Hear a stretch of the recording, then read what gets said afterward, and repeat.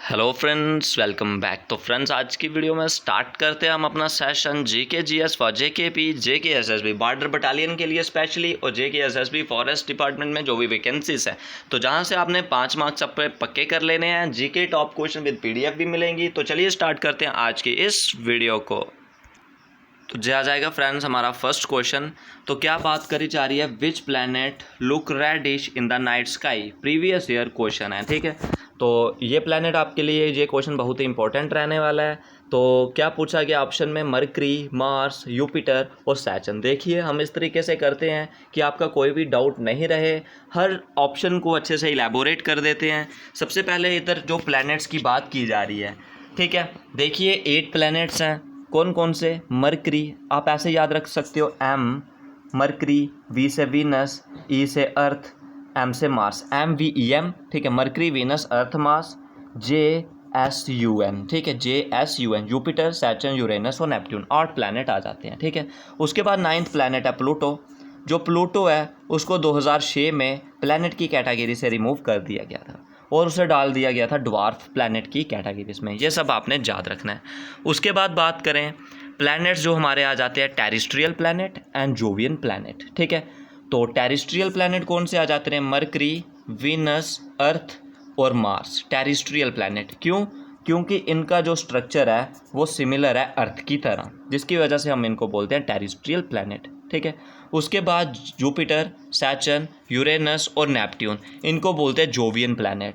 Jovian planet क्यों बोलते हैं? क्योंकि इनमें क्या होता है, जो गैसेस कंटेंट्स होती हैं, ये सब आपने याद रखना है। ठीक है, उसके बाद नेक्स्ट हम बात करते हैं मरकरी की। तो मरकरी में नंबर ऑफ सैटेलाइट्स कितनी होती हैं? 0 होती हैं। मरकरी जो सबसे छोटा प्लैनेट है वो हो जाता है। ठीक है, मरकरी क्या हो जाता है? सबसे छोटा प्लैनेट जो हो जाता है।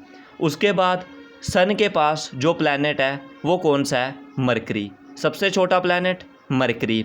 उसके बाद फास्टेस्ट रेवोल्यूशन, सबसे ज़्यादा फास्ट कौन रिवॉल्व करता है? मरकरी। ठीक है, ये मरकरी रिकॉर्डिंग याद रखना है। उसके बाद बात करेंगे मार्स प्लैनेट की। तो मार्स में नंबर ऑफ सैटेलाइट्स कितनी है? 1। ठीक है, मार्स में नंबर ऑफ सैटेलाइट्स कितनी है? 1। ठीक है, ये सब आपने मार्स के रिकॉर्डिंग याद रखना है। और मार्स को हम क्या बोलते हैं? रेड प्लैनेट भी बोलते हैं। ठीक है, मार्स को और क्या बोलते हैं? रेड प्लैनेट भी बोलते हैं। ये सब आपने याद रखना है, मार्स का रेड प्लैनेट। और सबसे जो छोटी सैटेलाइट है, सबसे जो छोटी सैटेलाइट है वो कहाँ पे है? मार्स में। और उस सैटेलाइट का नाम क्या है? डाइमोस। उस सैटेलाइट का नाम क्या है? डाइमोस। ठीक है, देखिए 2 टॉपिक से कितने क्वेश्चन आपके क्लियर करता गया मैं। उसके बाद बात करूँ यूपिटर की। यूपिटर में कितनी सैटेलाइट्स हैं? 79। ठीक है, यूपिटर में कितनी सैटेलाइट्स हैं? 79। और यूपिटर की बात करूँ, सबसे बड़ा जो प्लैनेट है, ठीक है, यूपिटर क्या है? सबसे बड़ा प्लैनेट है। और सबसे बड़ी सैटेलाइट कौन सी है? गैनामेड। ठीक है, कौन सी है? Ganymede, GANYMED। वो भी कहाँ पे है? यूपिटर में। ठीक है, ये सब आपने याद रखना है यूपिटर के रिकॉर्डिंग। उसके बाद बात करूँ सैटर्न में। जो सैटर्न प्लैनेट आ जाता है, इसमें कितनी सैटेलाइट्स हैं? 82 सैटेलाइट्स हैं। सैटर्न में कितनी सैटेलाइट्स हैं? 82 सैटेलाइट्स हैं। और सबसे ज़्यादा जो मैक्सिमम सैटेलाइट्स हैं वो कहाँ पे आ जाती हैं? आपकी सैटर्न प्लैनेट में आ जाती हैं। ठीक है, और बात करूँ जुपिटर की, फास्टेस्ट रोटेशन है यूपिटर की। क्या? सबसे फास्टेस्ट रोटेशन जो हो जाती है वो यूपिटर की हो जाएगी। ये आ जाएगा आपका प्लैनेट्स के अकॉर्डिंग। ठीक है, अब चलिए नेक्स्ट क्वेश्चन की मैं बात करूं। जो नेक्स्ट क्वेश्चन आएगा, which planet is known as morning star और the evening star. Morning star और इवनिंग स्टार हम किसको बोलते हैं? वीनस, मरकरी, अर्थ और यूपिटर। अब आता है वीनस की टर्म। तो वीनस का नंबर ऑफ सैटेलाइट्स कितनी है? 0। और वीनस भी हमारा टेरेस्ट्रियल प्लैनेट में आता है। ठीक है, उसके बाद बात करूँ सबसे चमकीला यानी कि ब्राइटेस्ट प्लैनेट कौन सा हो जाता है? ब्राइटेस्ट प्लैनेट कौन सा हो जाता है? वीनस।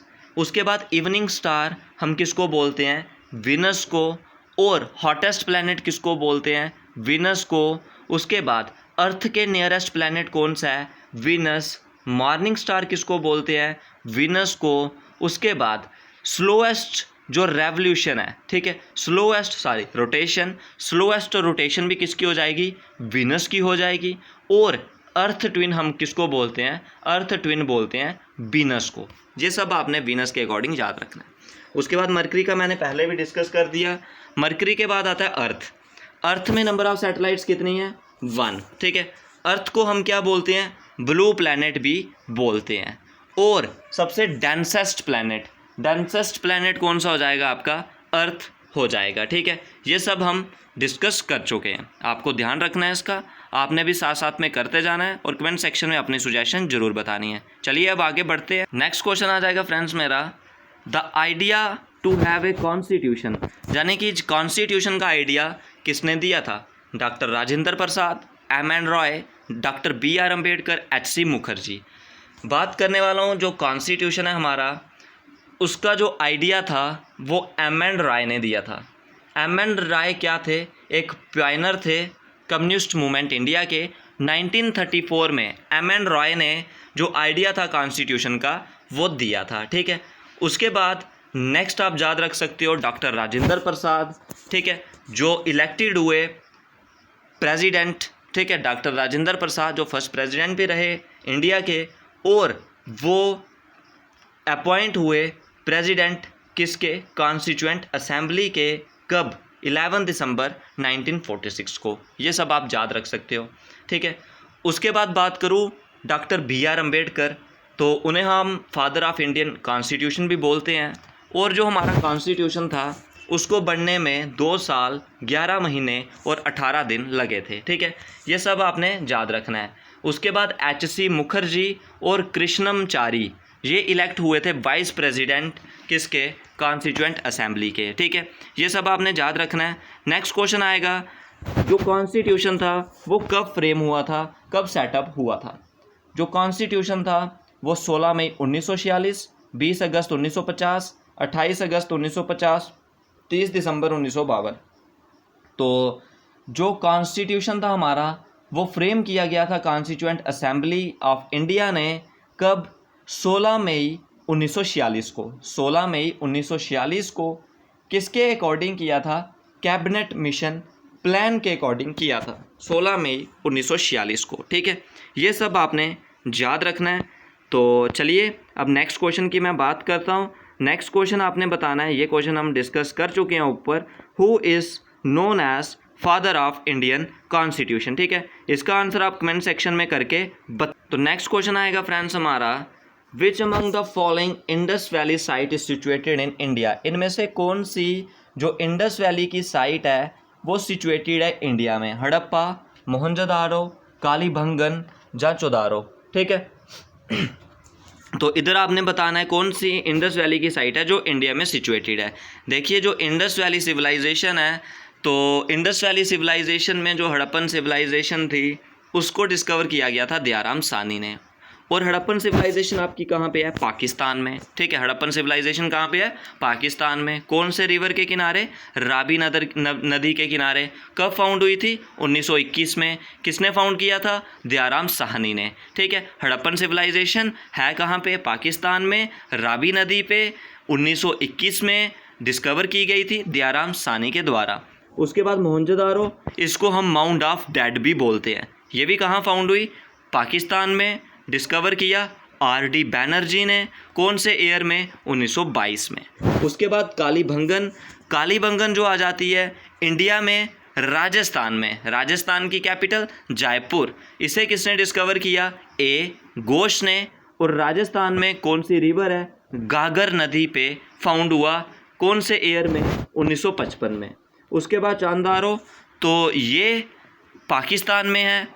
इसको गोपाल मजूमदार ने जो फाउंड है वो किया था, ठीक है। ये तीनों सिर्फ हड़प्पा, मोहनजोदारो, चोदारो ये सब वो पाकिस्तान की आ जाती है और कालीबंगन इंडिया की आ गई, ठीक है। नेक्स्ट आ जाएगा मेरा question, the first astronomical observatory has been found from which site. तो एस्ट्रोनॉमिकल ऑब्जर्वेटरी कौन सी साइट से मिली थी? चुंदारो। तो चुदारो साइट से क्या फाइंडिंग हुई थी हमें? लिपस्टिक और जो ब्रेड मेकिंग फैक्ट्री और सिटाडेल जहाँ से फाउंड हुए थे। उसके बाद रोपड़ से, जो रोपर आ जाएगा, रोपर भी कहाँ पे है? इंडिया के हरियाणा में, ठीक है। और इसे डिस्कवर किया गया था वाई.डी. शर्मा ने, जहाँ पे क्या था? Burial of dog with human और मड ब्रिक चैम्बर। उसके बाद आ जाएगा आपका दैमाबाद और धोलावीरा, ठीक है। तो धोलावीरा आपका इंडिया में गुजरात में डिस्कवर हुआ था। और इसकी फाइंडिंग क्या थी? Sign board water harvesting reservoir और एस्ट्रोनॉमिकल ऑब्जर्वेटरी। तो एस्ट्रोनॉमिकल ऑब्जर्वेटरी धोलावीरा में हुई और धोलावीरा कौन सी रिवर पे, मनसर और मनहार में। ठीक है, ये सब आपने याद रखना है। ठीक है, चलिए नेक्स्ट क्वेश्चन की तरफ। How many Vedas are there, कितने जहाँ पे वेदास हैं, 5 4 3 6। तो देखिए वेदा की बात करें, जो वेदा का मतलब क्या होता है, मंत्र एंड श्लोका, मंत्र and shloka and knowledge and conscience. ठीक है, मंत्र एंड श्लोका और नॉलेज और कंसाइंस, 4 वेद हैं, ऋग्वेद, सामवेद, यजुर्वेद और अथर्ववेद। ठीक है, ऋग्वेद, सामवेद, अथर्ववेद और यजुर्वेद। जो ऋग्वेद है वो सबसे ओल्डेस्ट वेद है और इसमें क्या है, हेमंस। ठीक है, और ऋग्वेदा में 10 मंडलास हैं और गायत्री मंत्र भी ऋग्वेदा में है। सामवेदा में क्या है, जो म्यूजिक चैंट्स। ठीक है, सामवेदा में क्या आ जाता है, म्यूजिक चैंट्स आ जाता है। यजुर्वेदा में जो सैक्रिफिशियल प्रेयर्स होती हैं और अथर्ववेदा में क्या आ जाएगा, मैजिकल फार्मूले, चार्म्स एंड स्पेल्स। ठीक है, ये सब आपने याद रखना है। नेक्स्ट क्वेश्चन आपका आ जाएगा, which among the following is the oldest Veda. तो ओल्डेस्ट वेदा आपने बताना है, सामवेदा, यजुर्वेदा, ऋग्वेदा या अथर्ववेदा। इसका आंसर आप कमेंट सेक्शन में करके बताओगे। ठीक है, तो आज के इस सेशन में बस इतना ही। आपको इसकी कंप्लीट PDF मिल जाएगी। जो होमवर्क मैं आपको दिए वो आपने कमेंट सेक्शन में बताने हैं। आज के सेशन में बस इतना ही।